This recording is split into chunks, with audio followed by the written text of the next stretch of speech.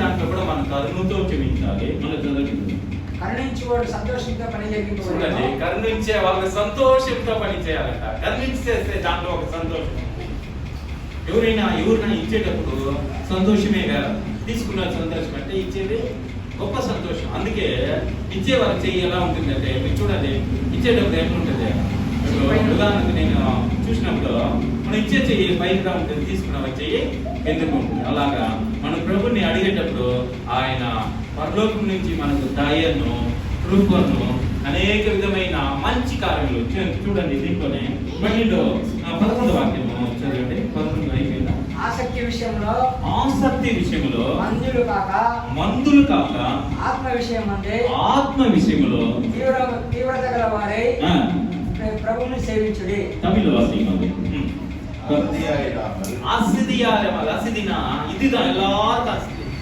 ஏதோ நான் செய்யறேன், ఏదో చేస్తాం, ఏదో ఒకటి పట్టించుకోవడం, ఏదో ఒకటి నేను అంటే ఏమి మన కుటుంబంలో కూడా మనం కొందరైతే మాట్లాడే చిన్న బిడ్డల వాళ్ళే మాట్లాడతారు. ఎంత పెద్ద వయసు వాళ్ళకి తెలియలేదండి ఏమి మాట్లాడాలా, మనం కోడల దగ్గర ఎలా మాట్లాడాలా, మన పిల్లల దగ్గర ఎలా మాట్లాడాలా, మన బిడ్డ దగ్గర ఏమి నేర్పియాలా.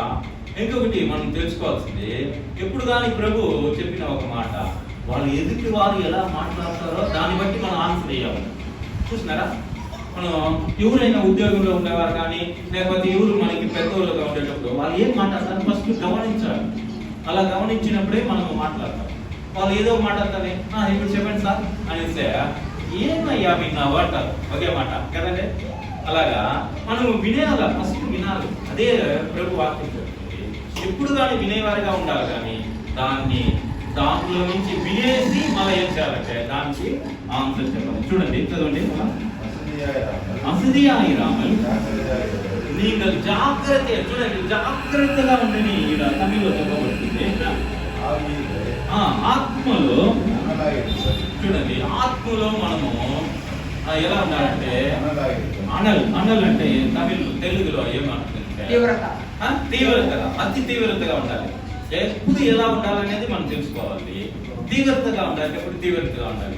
దానికి ఎప్పుడు కానీ కొంచెం చూస్తే ముఖం చూస్తే ఎప్పుడు చూసినా తీవ్రతగానే ఉండాలి. ఎప్పుడు చూసినా పిల్లలు చూసినా సీరియస్, సార్ చూసిన సీరియస్, మన భార్య చూసినప్పుడు సీరియస్. ఇలా ఉంటే ఎప్పుడు కానీ మనము ఎప్పుడే అండి నవ్వేటప్పుడు కొంచెం సంతోషం వస్తుందంట. నవ్వే వారితో నవ్వాలంట, ఏడ్చే వారితో. ఎందుకంటే మనం చచ్చిపోయిన వారి దగ్గర పోయేసి నవ్వుతా ఉంటే ఏం చెప్తారంటే, చచ్చిపోయిన మనం సభ దగ్గర పోయేసి మనం నవ్వుతే దానికి కూడా ఒక ట్రీట్మెంట్ ఉందండి, ఒక మందు ఉందంట. ఒక సినిమాలో నేను చూసాను, ఇప్పుడు కాదండి, దానికి రాజు గారు ఏదో సినిమా చూసేసి అన్ని కథలు వచ్చి చెప్తారండి. ఒక సినిమాలో ఒక టెక్నిక్ ఒక మందు ఉంది. ఆ మందు వేసుకుంటే ఎప్పుడు నవ్వుతానే ఉంటాడు. ఒక జోకులు చూసి అది చూసేటప్పుడు వాడు ఏడ్చేదానికి పోవాలా, చనిపోయిన వారు ఉంటారు, ఆడిపోతే ఈ నవ్వుతా ఉంటారు చూసి. అలాగా మనం ఏం చేయకూడదంటే నవ్వే వారితో నవ్వాలి, ఏడ్చే వారితో ఏడ్చాలి. ఈ వాక్యం యాగం చూస్తాను, దాని కిందనే ఉంటుంది. 15 చదవండి. సంతోషించే వారితో సంతోషించాలంట, ఏడ్చి వారితో ఏడుడి.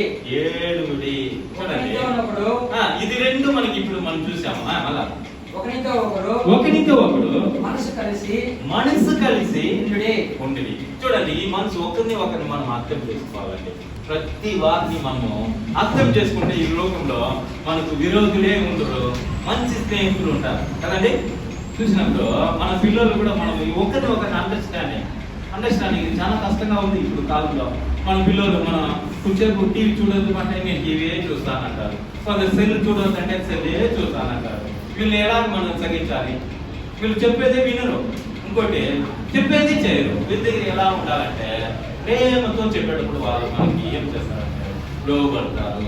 అందుకే మనము ఎఫెసీయులో మనం 6వ అధ్యాయంలో మనం చెప్పబడుతుంది ఏమంటే, ఒకరికి ఏమి తల్లిదండ్రులు మీరు కోపము రేపకండి, అదేలాగా మీ పిల్లలకు ఏం చేయండి అంటే ప్రేమించండి. తల్లిదండ్రులుగా ఉండేటప్పుడు పిల్లలను ప్రేమించాలంట, కానీ పిల్లలుగా ఉండేటప్పుడు పిల్లలు ఏం చేయాలి? తల్లిదండ్రులకు కోపము రేపకండి అని మన బైబిల్లో మనకు చెప్పబడింది. అలాగా మనం చూసేటప్పుడు చూడండి, ఎక్కువ వాక్యం కిందనే చదువుతాము. శ్రమయందు ఓర్పు గలవారై ప్రార్థన యందు శ్రమయందు ఓపిక. ఎవరి శ్రమలో ఓపిక ఉంటారా? ఇది ఇంకా మన ప్రభు నేర్పిస్తుంది. శ్రమ అంటేనే గబగబగబా ఏదైనా వచ్చేది, ఏదో వచ్చేసి లాస్ట్ లో ఏమంటామంటే తమిళ భాషలో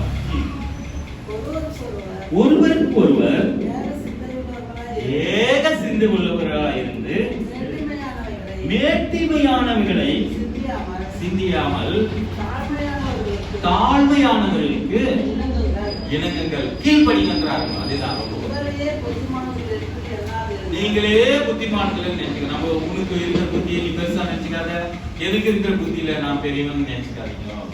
இப்படி இருந்தாதான் நம்ம என்ன பண்ண முடியும்னா, இந்த சரீரத்துல அவங்க எப்படி ஒன்னா ஒரு வேலையை செய்யாதது போல நாம் என்ன பண்ணோம்னா இயேசு கிறிஸ்துவனுடைய சபையை கட்ட முடியும். இல்லைன்னா நம்ம ஒண்ணுமே பண்ண முடியாதுங்க. ஒரு பக்கம் மாடு 2 மாடு இருக்குதுன்னு நினைச்சுக்கோம். அந்த 2 மாடு, ஒரு மாடு இன்னொரு పక్కన ఇస్తుని పోయిందా இருக்குங்களா? ఎద్దు 2 ఉందండి. దాన్ని కట్టేటప్పుడు ఆ 2 ఎద్దులు ఒకే మారిపోతేనే కొత్త ఎద్దు ఎత్తుకుని వచ్చి పాత ఎద్దు కడితే ఒకే లాభం వచ్చేస్తుంది కదండి. 2 కొత్తదిగా ఉండేటప్పుడు అది ఏం చేస్తుందంటే ఒకటి ఇట్లా లాగుతుంది, ఇటు ఇంకోటి లాగితే మనం ఏం చేయగలుగుతాము? ఏం చెప్తారు దానికి? தமிழ்ல தெரியும். என்ன பண்றாங்கன்னா ஒரு நிலத்துல என்ன பண்றாங்க, அது என்ன பண்றாங்கன்னா ஏறு ఊర్றாం. தமிழ்లో తెలుగులో దున్నుతారు.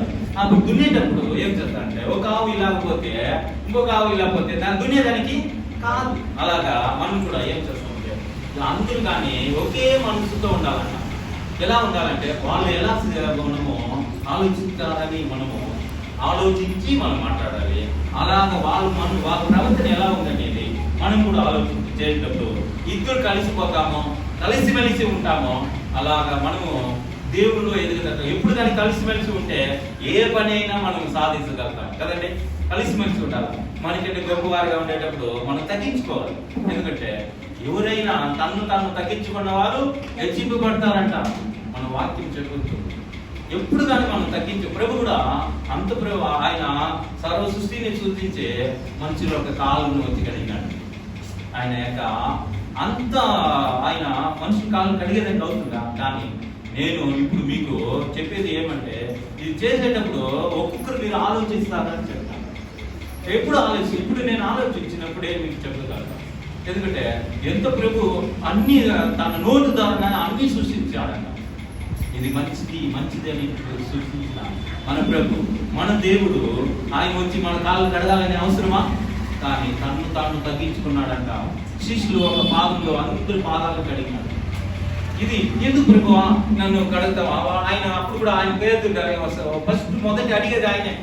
పెద్ద గొప్పగా ఈయన అనుకుంటాడు అంటే టాలెంట్, నేను అన్ని చేసేదాంట్లో ఫస్ట్ నిలబడాలని ఏమంటారంటే ప్రభు నా కాలు నాకు కాలు వద్దు కడగవద్దు, పై నుంచి కడిగే. ఎప్పుడైనా నీళ్ళు పోసుకున్న వాళ్ళు ఆయన చెప్పేది ఏమంటారు? ఎవరైనా నీళ్ళు పోసుకున్న వాళ్ళు ఏం చేస్తారా? కాలు వరకే కడుగుతారు కానీ చెయ్యి కాలు కడుగుతారు. మనం ఇంటికి వస్తాను ఏం చేస్తాము? దానివల్ల ఏం చేస్తామంటే బయట నుంచి వచ్చేటప్పుడు నీళ్లు తర్వాత పోసుకొని పోయినాం అనుకోండి, సాయంత్రం వచ్చేటప్పుడు లేక మధ్యాహ్నం వచ్చేటప్పుడు లేక పోయిన వెంటనే వస్తాను. అందరికి అలవాటు ఉంటుంది, అందరికీ కదండి.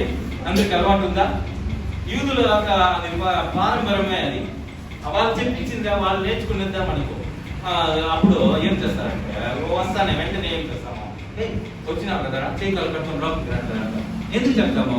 మనం శుభ్రం చేసుకోవాలి అంతే, ఏం లేదు. అలాగా ఏం చేస్తున్నామంటే అలా చేస్తాము. చూడండి దాన్ని వీటిని చూస్తాము.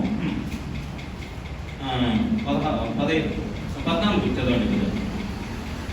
మిమ్మును హింసించిన వారిని దీవించాలంట. ఎవరైనా హింసించిన వారిని దీవించడానికి అవుతుందా? నీ వల్ల అవుతుందా, నా వల్ల అవుతుందా? చూడండి వాళ్ళు ఏం హింసిస్తా ఉంటారా, ఏం చేస్తా ఉంటారు? దీవించుడు గాని తప్పించుకుంటాట. ఎవరన్నా ఒక బాధ పెడతా ఉంటే మనల్ని వాళ్ళు ఏం చెప్తా ఉంటారు? నువ్వు నాశనంగా పోలేదా, ఇంకా ఎన్ని రోజులుగా ఉంటావో, నీ కుటుంబం అన్ని దరిద్రంగా పోని, నువ్వు లేకపోతేనే పోని అని కూడా మనం ఏమంటామంటే మన నోట్లో చెప్తాము. అలాగే మీరు చెప్పకూడదండి. ఎందుకు చెప్పకూడదంటే ఏం చూడండి కింద మనం చెప్తాము. సంతోషించు వారితో సంతోషించుడి, దాన్ని ఇంకోసారి చదవండి. ఏడ్చు వారితో అదే ఏడుడి. కాదు, ఇప్పుడు చదివినదే. మిమ్మల్ని హింసించే వారిని హింసించిన వారిని దీవించుడి. దీవించాలంట. ఎలా దీవించేదానికి దీవించుడు కానీ ఒక శపింపవద్దు. పెళ్లికి వెళ్తామండి, ఒక మంచి ఏదో ఒక పెళ్లికి మనం పిలుస్తారు. దాంట్లో మంచి వాళ్ళే వస్తారా? చెడ్డలు కూడా వచ్చి ఏం చేస్తారంటే ఆశీర్వాదం చేస్తారు. వాళ్ళందరినీ పిలుస్తారండి. ఇన్విటేషన్ ఇచ్చిన వాళ్ళు మంచి వాళ్ళు ఉంటారు, చెడ్డ వాళ్ళు ఉంటారు. మనం ప్రభుకి కూడా వచ్చినప్పుడు మన సంఘానికి వచ్చే వాళ్ళు కూడా కొందరు ఏమంటే మంచి వాళ్ళే మనం వెతుకుని వచ్చి కూర్చోబెట్టడానికి కలుగుతా. చెడ్డోళ్ళని మార్చేదానికే మన ప్రభు. వ్యాధి ఉండే వాళ్ళకి డాక్టర్ కావాలి, కానీ వ్యాధి లేని వాళ్ళకి డాక్టర్ అవసరం లేదు కదండి. పాపులు రక్షించడానికి యేసుక్రీస్తు ఈ లోకానికి వచ్చినాడండి. ఈ పాపమైన జీవితం నుంచి మీరు మనసు పొందాలని ప్రభు చెప్పిన వాక్యము. మనమందరూ మనసు మారాలండి. అప్పుడుదా మనం ఏం చేస్తామంటే హింసించే వాటి వల్ల ఏం చేస్తామంటే చూడండి, మాట్లాడొద్దండి. అదే దాన్ని చదవండి. చూడండి 12:14 ఒకసారి. మిమ్మల్ని హింసించే వారిని దీవించాలండి. ఎలాంటి పరిస్థితుల్లో కూడా మనం ఏం చేయాలంటే మనము ఒక్కొక్కరిని మనం దీవించాలి. మన ప్రభు చెప్పిన వాక్యము ఎలాగంటే మనం చూడండి, దీవించుడు గాని శపింపవద్దు. ఇలా మనం నేర్చుకోవాలి. ఎవరైనా మనం శపించినప్పుడు నువ్వు బాగుండు చెప్తారండి కొందరు. బా நீ என்னன்னா பண்ணுவா, நீ என்னன்னா என்ன சபி, நான் என்ன பண்ண மாட்டேன், உன்னை எதுவுமே நான் திட்ட மாட்டேன். இப்படி நம்ம ஒரு முடிவு எடுத்துకోవాలి. ఇలాంటి ఒక నిర్ణయం మనం తీసుకున్నప్పుడు మన హృదయం మారుతుంది. ఎదుటి వారి హృదయం ఏమవుతుందంటే వాళ్ళకి ఏమి కలుగుతుందంటే இன்னும் பேசுனீங்கன்னா ஒண்ணுமே அவர் காதல போட்டுல நீ நல்லா இருப்பா அப்படின்னு சொல்றாங்க. பக்கத்துல சண்டை வந்துட்டா நம்ம என்ன பண்றோம்? என் கெட்ட வார்த்தை நான் விடாத நான் என்ன பண்ணுவேன்? உள்ளிருந்து வரதான் அப்பதான் நான் பய மனுஷனா இருந்தா எப்படிப்பா இன்னும் உன்னை போட்டு தாக்கி எப்படியெல்லாம் நான் பேச முடியுமா அப்படியெல்லாம் பேசுறோம். ஒரு எதுக்கு இது வரலன்னா நம்ம சகிக்கிற தன்மை இல்லை, ஒருத்தரை ஆசீர்வதிக்கிற மனசு இல்லாதனால நம்ம என்ன பண்றோம்? கபான்னு சபிக்கிறது. இது உள்ளதான் இருந்தோம். ஒரு நல்லது பேசுறதுக்கும் எங்க இருந்தா நம்ம வாயில தான் இருக்குது. ஒரு கெட்டனா பேசுறதுக்கும் நம்ம వాయిదా తాకింది. ఇది రెండు ఎది పేసుకుందా మన నాలుకే చేస్తుంది కదండి. ఒకరిని దీవించాలన్నా మన నాలుకే, ఒకరిని శపించాలన్నా మన నాలుగుతో దేవుడు ఒక ముడిపెట్టి చేస్తాడు. అప్పుడు మనం ఏది అయినా చేసినప్పుడు ఇలాగా మనం దీవించాలా కానీ శపించకూడదు. చూడండి మళ్ళా 17వ వాక్యం చదువుతాము. కీడుకు ప్రతి కీడు చేయవద్దు. చూడండి, కీడు చేసిన వారికి మేలు చేయాలా? ఇది ఎలా అవుతుందా? మనం ఎలా ప్రభు చెప్పినాడు అవుతుంది. ఆయన చూసి అందరూ కొట్టేటప్పుడు ఆయన ఏం చేస్తున్నాడంటే వీళ్ళు చూసి ఎంతదా మీరు కీడు చేసినా నీకు మంచి చేస్తాను. నేను మామూలుగా ఒక ఉదాహరణ చెప్తా ఉన్నాను, మీరు కూడా విని ఉంటారు. ఒక తేలు ఉండిందంట. తేలు యొక్క స్వభావం ఏమంటే కొట్టేది. ఆ తేలుని కాపాడాలంటే ఎలాగైనా చేపెట్టి ఏం చేయాలా? దాన్ని ఎత్తి కాపాడాలి. బాగా నీళ్లు కొట్టుకొని పోతా ఉంది. ఒక మనిషి ఏం చేస్తున్నాడంటే ఆ నీళ్ళ నుంచి కాపాడాలి ఆ తేలుని. ఈ తేలు చేయి పెడితే ఏమవుతుంది? కొట్టుతుంది అనేది తెలుస్తుంది, కానీ ఆయనకి ఏం తెలుసు? ఆయన యొక్క స్వభావం ఏంటంటే దీన్ని ఎలాగైనా కాపాడాలి. అలాంటి స్వభావం కలిగిన ఒక మనిషి ఉన్నాడంట. ఆ తేలు కొడుతుందని తెలిసే కూడా దాన్ని చేయి పెట్టి ఏం చేసినాడంట? పైకి ఎత్తుకోదంట. దాని స్వభావం ఏం చూస్తుందంటే కొట్టేసింది. కొట్టినప్పుడు ఒకరు అడిగినట్ట ఎంతదా నువ్వు మేలు చేసినా కూడా ఏం చేస్తుంది? నేను కొట్టింది ఎందుకు వాడిని కాపాడినావని దూరం నుంచి చూసిన ఒక స్వభావం చెప్పినాడంట. దాన్ని చెప్పినాడంట ఆయన, ఈ తేలు ఒక స్వభావం నాకు తెలుసు, ఏమే దాన్ని కొడుతుంది, నాకు విషయం ఎక్కుతుంది కూడా తెలుసు, కానీ నా ఒక స్వభావం ఏమంటే నేను మంచిదే చేస్తాను, దాన్ని కాపాడాలని నేను నిర్ణయించుకున్నాను, దాన్ని ఎత్తి కాపాడేస్తున్నాను. అలాగా మనం అందరూ కూడా ఒకప్పుడు ఏమంటే ఈ తేలులాగా మనం కొండలు చెప్పేవారుగా ఉన్నాం. 15వ కీర్తనలు 15లో చెప్పేటప్పుడు ఏం చెప్తారంటే కొండలు చూడండి. ఒక వాక్యం చదువుతాము. 15 కీర్తనలు 15 ముగిస్తాను. ఒక 5 నిమిషాలు.